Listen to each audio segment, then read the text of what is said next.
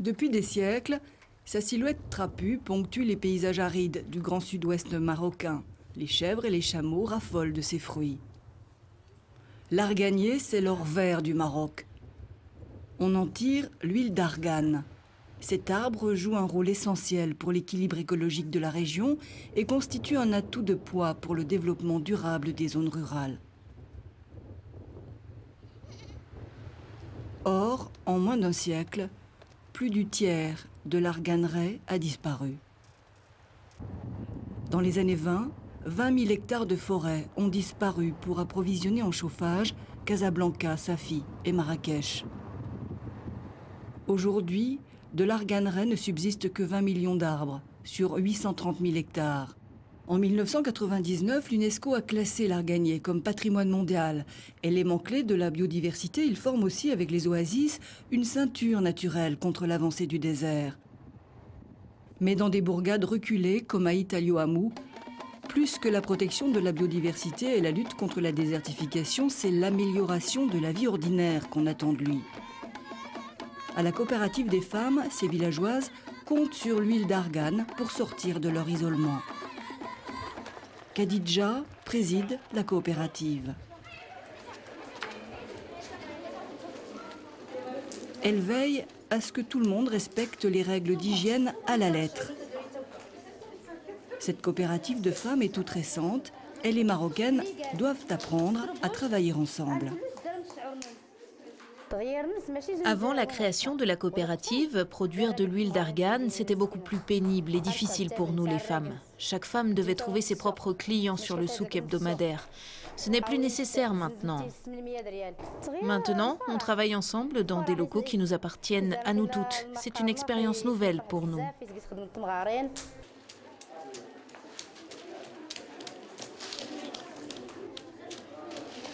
Il n'y a pas encore de machine pour concasser les noyaux d'arganier, qui sont très durs.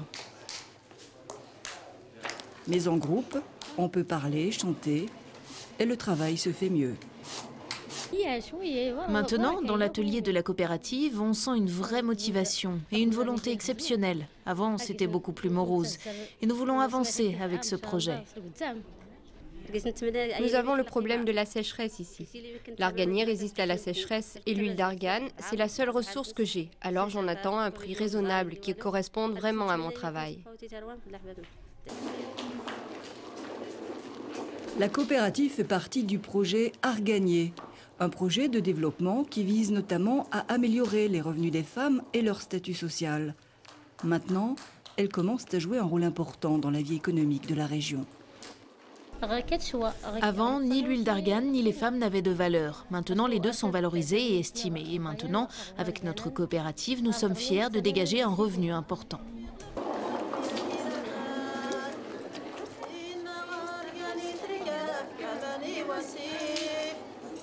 Aujourd'hui, tout le village respecte les arganiers.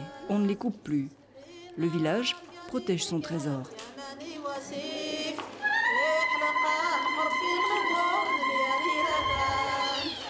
Mais les coopératives ne sont pas que des affaires de femmes.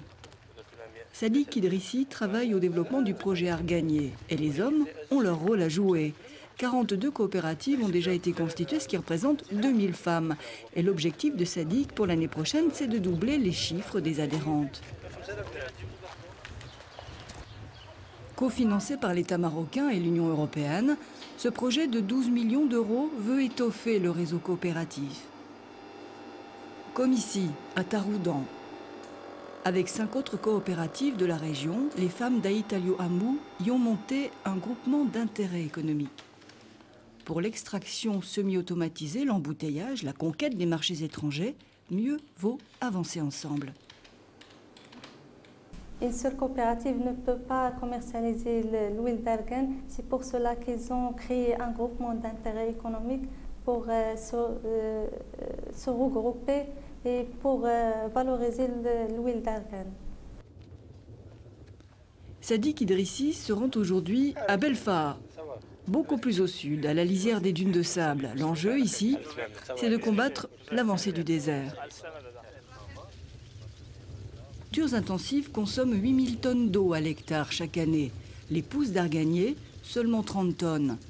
Une différence de poids dans un pays où la nappe phréatique baisse d'1 mètre chaque année. Nous avons la nappe qui descend jusqu'à une profondeur de 250 mètres. Aussi, nous avons l'avancement du sable de l'autre côté. Et bien évidemment, nous avons des cultures d'arganier peu consommatrices en eau par rapport aux cultures intensives. Ici, à Taxbit, une association locale s'occupe d'une toute nouvelle plantation de 42 hectares. Les gens du village ont été difficiles à mobiliser, raconte le président de l'association. Mais avec les sécheresses à répétition, leur avis a changé.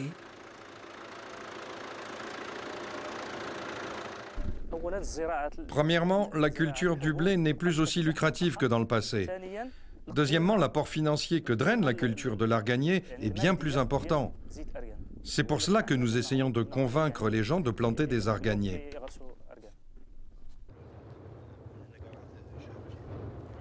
Portant sur 5 ans, le projet arganier prévoit la plantation de plus de 40 000 arbres sur 200 hectares.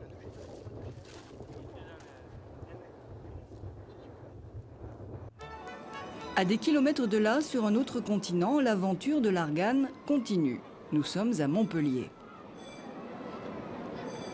Le département de l'Hérault finance la plantation de plusieurs milliers d'arganiers au Maroc. Mais des initiatives privées s'y sont développées aussi. Patrick Costi importe l'huile d'argane directement du Maroc. Les Européennes en raffolent. Riche en vitamineux, elle calme les rhumatismes, l'arthrose, soigne la peau, agit contre le cholestérol. Ici, les arbres, c'est une histoire de famille. Les parents de Patrick cultivaient des pommiers en Normandie et les parents de Fatima ont des arganiers au Maroc. L'argane les a rapprochés. Vite, vite, ça coule. Mange, mange, mange, mange. Je me suis décidée à faire une société. J'ai investi dans une presse. J'ai créé une société au Maroc dans un premier temps pour développer le marché. Et ensuite... Ensuite, je suis arrivé, moi, pour développer la France, commercialiser donc l'huile d'argan. On s'est aperçu qu'il y a un gros boom depuis ces 3 dernières années de 30%. Notre but, en fait, c'est mettre en place une mini-coopérative, une sorte de coopérative, pour faire travailler un maximum de personnes. Les massages à l'huile d'argane sont en plus dynamisants. Fatima déborde d'idées dans le village de ses parents au Maroc. La jeune femme veut installer une éolienne et développer l'écotourisme rural.